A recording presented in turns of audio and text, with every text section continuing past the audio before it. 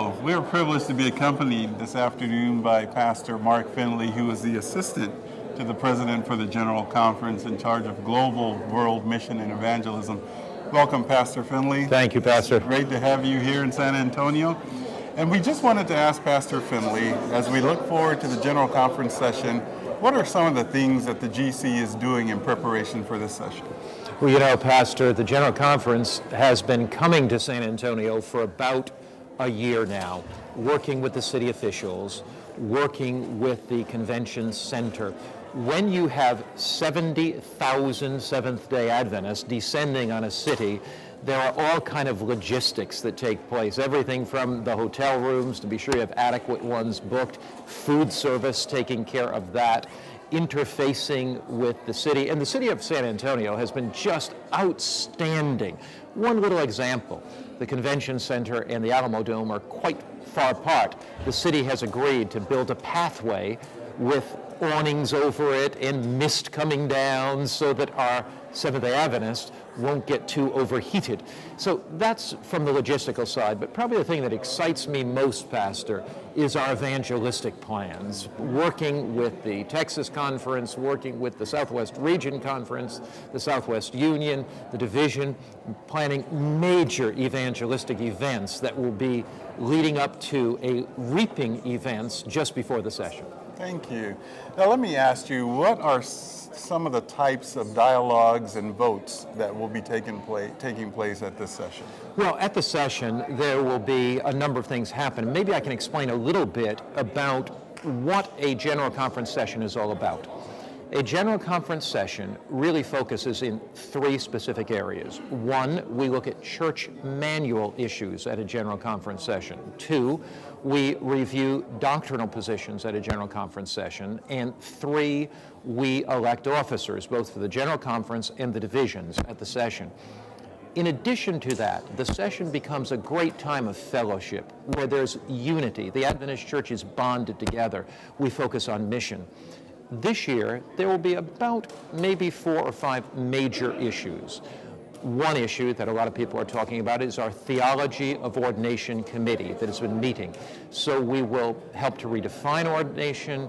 We will consider varying aspects of ordination and take a look at the question of women's ordination, we believe. The Theology of Ordination Committee is responsible for passing on to the General Conference Annual Council this coming fall, which would be in October of 2014, its recommendations. Then the Annual Council will recommend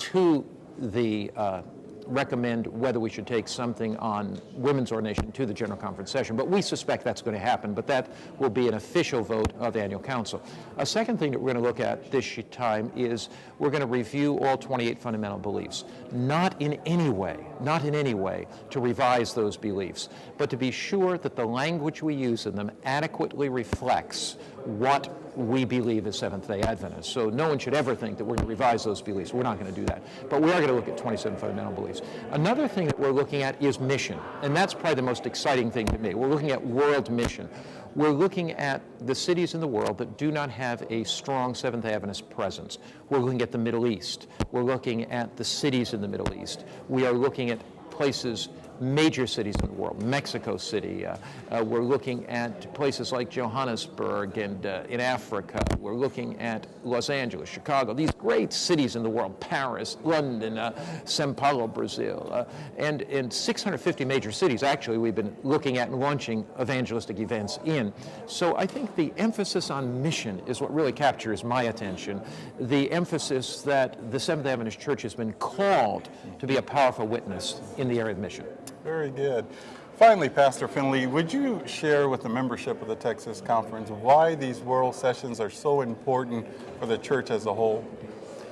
The General Conference sessions become vitally important when you look at fragmentation around the world. Many denominations have become national churches. So you will have these denominations where they have the African National Church, they have the South American National Church. That is not so with Seventh-day Adventists. We are a worldwide unified body. If the body of Christ is going to be unified, it means that representatives from that body must meet together, dialogue together, talk together, work through issues together.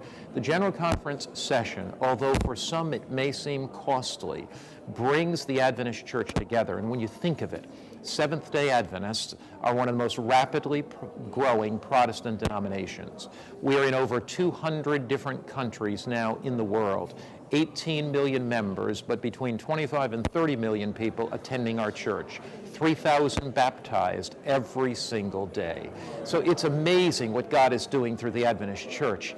And I think the central reasons for a General Conference session are A, to maintain unity of the church, B, to maintain the doctrinal integrity of the church, and C, to focus on the mission of the church.